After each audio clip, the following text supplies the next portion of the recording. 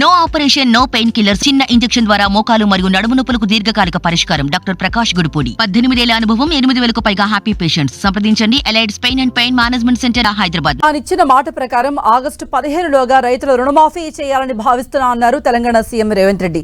సుమారు 40,000 కోట్ల రూపాయల రుణాలను ఏకకాలంలో రద్దు చేయాలని ప్రయత్నిస్తున్నారు. ఇందుకోసం నిధుల సమీకరణపై దృష్టి పెట్టారు.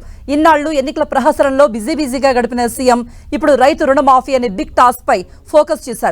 చెప్పిన ప్రకారం ఇచ్చిన హామీని అమలు చేయగలరా? రైతు రుణమాఫీపై ప్రభుత్వం ముందున్న ఆప్షన్స్ ఏంటి?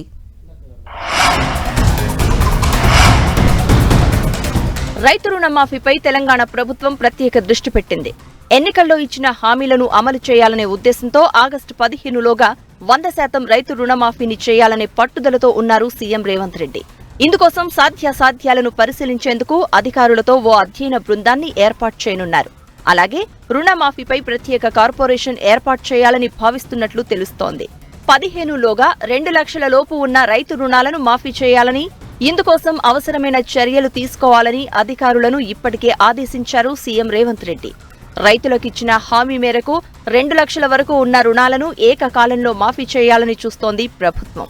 పార్లమెంటు ఎన్నికల సందర్భంగా జరిగిన ఎన్నికల ప్రచార సభల్లో రుణమాఫీ చేసి తీరుతామని దేవుళ్లపై ప్రమాణాలు చేశారు సీఎం రేవంత్ రెడ్డి.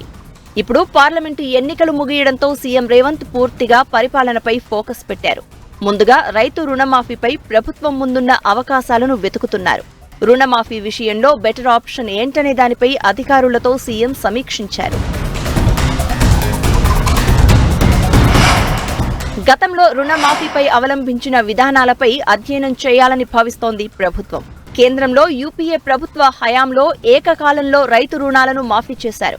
దేశవ్యాప్తంగా కేంద్ర ప్రభుత్వమే రుణాలను మాఫీ చేయడంతో రాష్ట్ర ప్రభుత్వంపై భారం పడలేదు.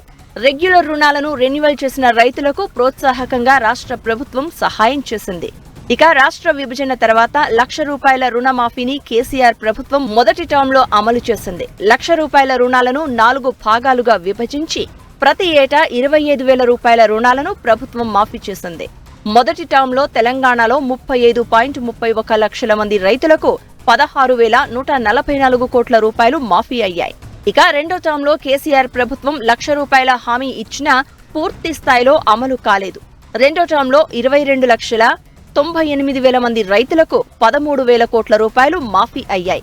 ఇంకా 19,440 కోట్ల రూపాయలు పెండింగ్లోనే ఉండిపోయింది. ఇప్పుడు రేవంత్ రెడ్డి ప్రభుత్వం 2 లక్షల వరకు రుణాలను మాఫీ చేస్తామని హామీ ఇచ్చింది. 2 లక్షల వరకు రుణాలు మాఫీ చేయాలంటే దాదాపు 40,000 కోట్ల రూపాయల నిధులు సమీకరించాల్సి ఉంటుంది. ఇంత భారీ ఎత్తున రుణం మాఫీ చేయాలంటే అనేక చిక్కులు, మరెన్నో సవాళ్లను ప్రభుత్వం ఎదుర్కోవాల్సి ఉంటుందని ఆర్థికవేత్తలు హెచ్చరిస్తున్నారు.